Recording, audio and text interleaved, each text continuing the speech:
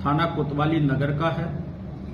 इस प्रकरण में वादी द्वारा दिनांक 21/9/2024 को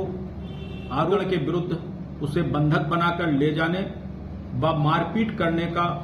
आरोप लगाते हुए प्रार्थना पत्र दिया था, जिसकी जांच के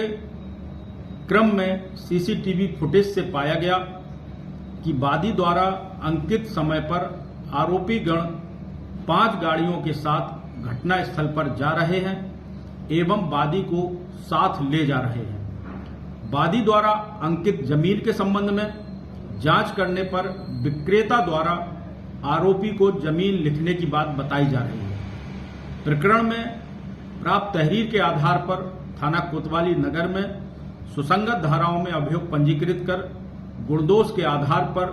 समेकित साक्ष्य संकलन कर अग्रिम विधिक कार्यवाही की जा रही है। सच बात यह है कि मिल्कीपुर विधानसभा में उपचुनाव होना है और जिसमें हमारा बेटा अजीत प्रसाद को माननीय अखिलेशपुर विधानसभा में उपचुनाव होना है और जिसमें हमारा बेटा अजीत प्रसाद को माननीय अखिलेश यादव जी ने पार्टी के हजारों कार्यकर्ताओं को कार्यालय में बुलाकर उनकी आम सहमत के आधार पर सर्वसम्मत निर्णय के आधार पर हमारे बेटे अजीत प्रसाद को हमारी वो सीट जिसको मैंने 12 जून को सांसद बनने के बाद खाली कर दिया था उस पर चुनाव होना है और उम्मीदवार हमारा बेटा है। भारतीय जनता पार्टी पूरी तरह से उसको जानकारी है कि हम कुछ भी करेंगे लेकिन भारतीय जनता पार्टी इस चुनाव में कामयाब नहीं होगी। भारतीय जनता पार्टी बुरी तरह हारेगी। इसीलिए माननीय मुख्यमंत्री जी ने भी लगातार 3-4 मीटिंगें यहां की है,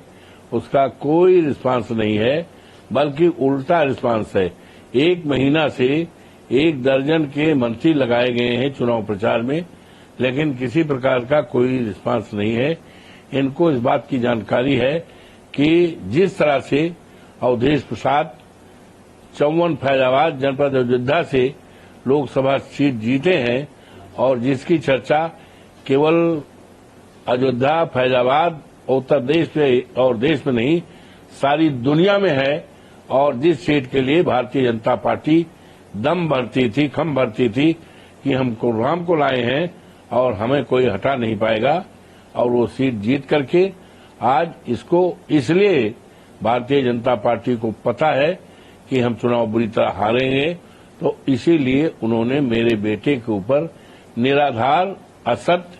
और गलत तथ्यों के आधार पर मुकदमा दर्ज किया है। उसमें कहीं कोई सत्यता नहीं है। और दूसरी बात यह है, और जो महत्वपूर्ण बात है, बहुत महत्वपूर्ण बात है, हाजीपुर बरसेंडी एक गांव है जो विधानसभा क्षेत्र मिल्कीपुर में लगता था, अब वो बदल करके बीकापुर में हो गया है। लेकिन आज बीकापुर होने के बाद भी मोर देन 95% मतदाता वही हैं जो सोहवल में थे, 7 बार हमें जिताए थे। उसी क्षेत्र का एक गांव है हाजीपुर बरसेंडी, जिसमें एक गरीब पारसी बिरादरी का दुखीराम, जिसकी उम्र 35 साल की और उसके बाप का नाम राम अवतार, बहुत गरीब था और वो ठेला पर सब्जी बेच कर शाम को अपने बाल बच्चों का रोटी खिलाता था, परवरिश करता था। उसके 3 नाबालिग बच्चे, एक बेटी है जो नाबालिग है और 2 लड़के नाबालिग हैं और उसकी पत्नी है। तो 18 तारीख को अमरपुर में, हाजीपुर बरसेंडी का एक पुरवा है अमरपुर, वहां पर कोटे का चुनाव था। ये दुखीराम समेत गांव के हजारों लोग, महिलाएं सब गए थे। दुखीराम भी मतदान करने गया था। मतदान करके जैसे लौटा और उसने ये कहा कि ये शेड्यूल कास्ट के लिए था, ये हरिजन की सीट थी, हरिजन का कोटा था, ये सामान्य लोगों को कैसे दे दिया गया, किसने दे दिया, ये जैसे बोला तो वहां के दरोगा एसओ ने उसको डांटा, गाली दिया, जात सूचक का अपराध साले को, और धक्का मारा, गिर गया और विद द रिजल्ट वो बेहोश हो गया। बेहोशी हालत में जिला अस्पताल आया और वहां पर मृत घोषित कर दिया गया। इस बात की सूचना 19 तारीख को जब पोस्टमार्टम हो रहा था तो हम एक मीटिंग कर रहे थे, हमारे साथ कई लोग थे, तो वहां के प्रधान जी हैं रामचंद्र जी, बैठे भी हैं, इन्होंने सूचित किया, मंत्री जी गजब हो गया। हमने कहा गजब होगा? कहीं कल यहाँ कोटा के रहा है और एक अपनी बिरादरी का 35 साल का था, ऐसो रनोही ने ऐसा धक्का मारा, ऐसा डांटा कि हार्ट फेल हो मर गया। तो और हजारों मन ही आवा है, यहाँ मेहरारू आई हैं, तमाम आदमी लोग हैं, हजारों 1500 आए हैं, आइए आप। मैं गया और उसकी पत्नी ने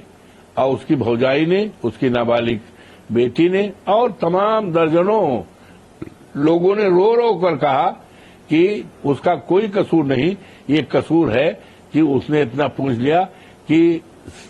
हरिजन का कोटा सामान्य कैसे, यहीं पे दरोगा बाबुले हो, उसको धक्का मारा और धक्के से वो मर गया। इसकी दरखास्त भी उसकी पत्नी ने ये दरखास्त भी दिया, सबको गई है दरखास्त, आप भी लेना चाहेंगे ले लेंगे या पढ़ लीजिएगा, ये सारी चीज है ये। तो इस मामले को चूंकि अन्याय था और एक गरीब पारसी बिरादरी की हत्या थी पुलिस के द्वारा,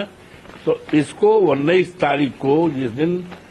पोस्टमार्टम हो रहा था, पोस्टमार्टम से निकल कर उसके घर पे गए और घाट तक अंतिम संस्कार जिसमें 2-3 हजार आदमी थे,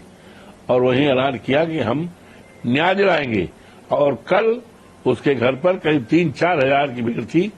शोक संवेदना व्यक्त किया और ऐलान किया कि उसके साथ न्याय किया जाए।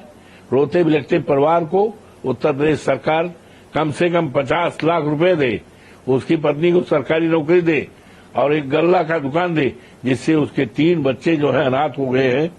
कोई देखने वाला नहीं है, उसकी जीविकोपार्जन हो जाए। और FIR करके जो जगमता ने प्रार्थना पत्र दिया है, DM को संबोधित दिया है, सबके पास गया भी है, जगमता की दरखास्त के आधार पर ये शोक के खिलाफ मुकदमा दर्ज किया जाए, उनको सस्पेंड किया जाए, जो मिल जाए उसको न्याय मिले और बहुत जल्दी किया जाए। और नहीं तो 1 तारीख को फैजाबाद मुख्यालय पर बड़े पैमाने पर समाजवादी पार्टी के तत्वाधान में हजारों हजार की भीड़ के साथ हम सत्याग्रह करेंगे, धरना करेंगे, प्रदर्शन करेंगे और न्याय की गुहार देंगे, कराएंगे। और इस गरीब आदमी को,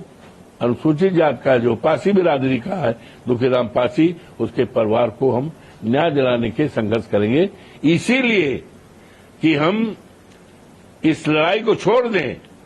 दुखीराम की लड़ाई न लड़ें, घर बैठ जाएं, इसलिए दबाव में एक कारण यह भी है, दबाव में हमारे बेटे के ऊपर गलत तथ्यों के आधार पर ये FIR किया गया है। हमारी 50 साल की राजनीति है, मेरे ऊपर कहीं कोई मुकदमा नहीं,